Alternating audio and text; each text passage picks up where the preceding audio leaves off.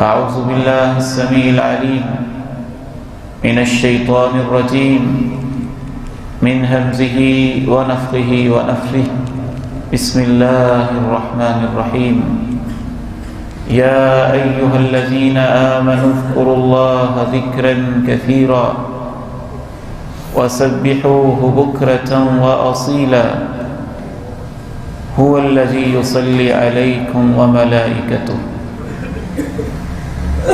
وكان بالمؤمنين رحيما۔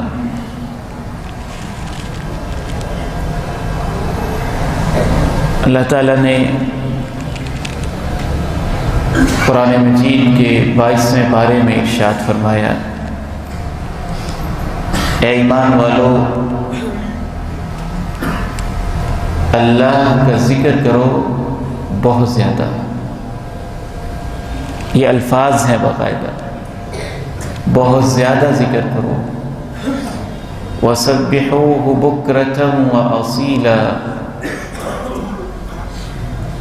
دن کے پہلے پہر بھی اور پچھلے پہر بھی اللہ کی تسبیح بیان کرتے رہو۔ هُوَ الَّذِي يُصَلِّي عَلَيْكُمْ وَمَلَائِكَتُهُ، اللہ کی ہستی وہ ہستی ہے کہ جب تم اسے یاد کرو گے تو تم پہ اپنی خاص رحمتیں نازل کرے گا۔ اس کے فرشتے تمہارے لیے رحمت کی دعائیں کرتے ہیں۔ لِيُخْرِجَكُم مِّنَ الظُّلُمَاتِ إِلَى النُّورِ،